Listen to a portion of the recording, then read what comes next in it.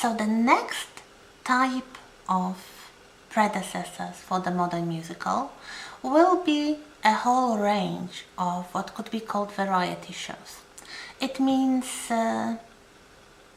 performances that did not show a coherent story. So these were not like theater plays, but these were either sketch comedy or songs or little specialty numbers, which might include things like magic, tricks, trained animals, acrobatics, juggling, so all kinds of circus tricks, or perhaps short comical sketches or songs or dance numbers performed without any overriding plot uniting them, but as parts of, let's say, an evening of entertainment, originally in pubs or bars. Later on, it became so popular that people started building special theaters for this kind of show. So the most popular type of such show was the music hall. This was a British kind of variety show, something that's very characteristic for the popular culture of the later Victorian period and especially the Edwardian period, that is the turn of the 20th century. These were not theaters, but rather performances with each artist doing their own specialty thing. There were some stars like Dan Leno or Mary Lloyd, so they were drawing the audiences. They wanted to see the famous people, but they were not famous like I would say Hollywood stars or the early movie stars. They were usually styling themselves as local people, as kind of working class people. This is especially visible in women like Mary Lloyd. And you can watch online on YouTube a wonderful biopic of this music hall star called Miss Mary Lloyd. I'll give you the link. So you'll know more about her and about her style. There were sometimes specialty numbers, so perhaps a performer who was linked to one particular song, like they wrote a song or they performed a song so well that they would be going from one pub or one music hall to another throughout the evening and singing their little, I don't know, 7 or 10 minute number there and just going to another place. This was very popular, especially among the working class or lower middle class audiences. There were some conventions of this type of entertainment. For example, it was quite popular to have the performers cross-dress, that is, men dressed as women and women dressed as men. There were usually very specific conventions in which this cross-dressing happened. So male performers, like Dan Leno for example, he was very famous for that, would dress up as women, but not as attractive women, but as kind of funny older ladies or funny working class ladies, like street sellers of things, kind of loud and boisterous characters that would be basically kind of parodying the women from the working class mostly. And if it went the other way around, so if you had women dressing up as men, it would almost always be a young, attractive woman putting on the clothes of a young gentleman. So it was quite attractive in the Victorian period, because if you know anything about Victorian fashion, women did not wear trousers under any circumstances then.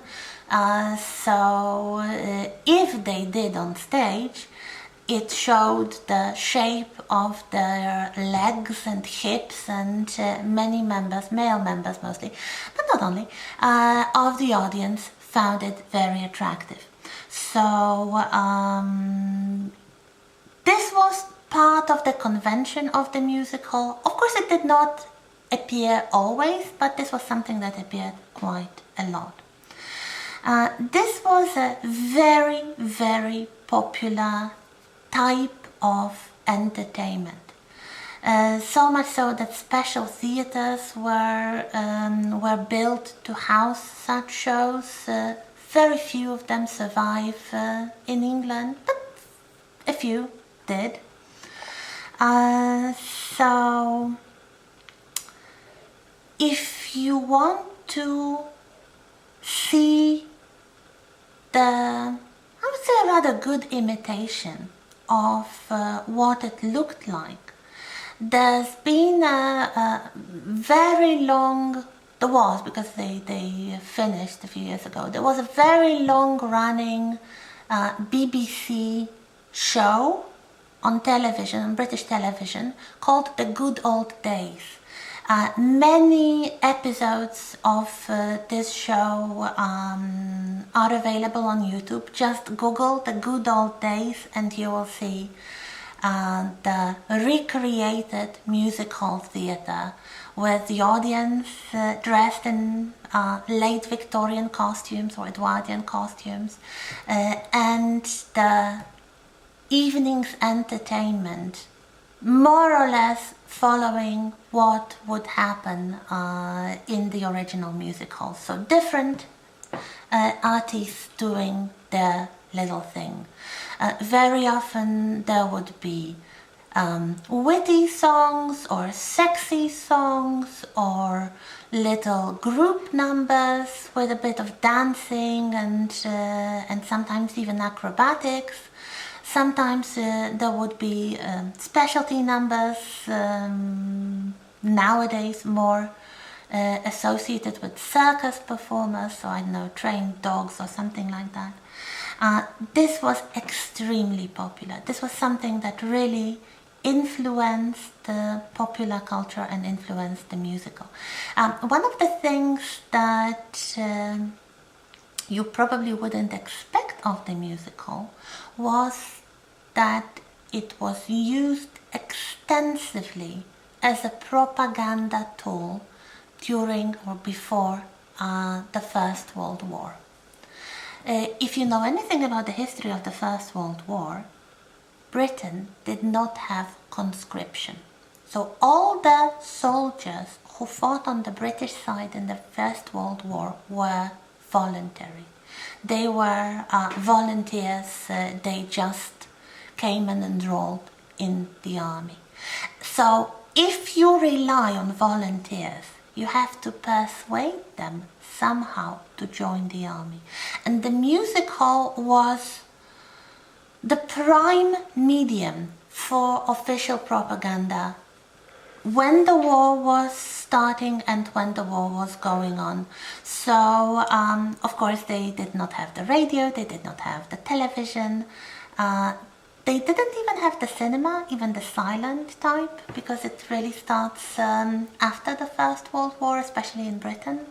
So the most popular form of entertainment, something that would gather lots of people on regular basis, because people would go many times. They wouldn't just like to see the show, know the show, and then see something else. They would be returning customers.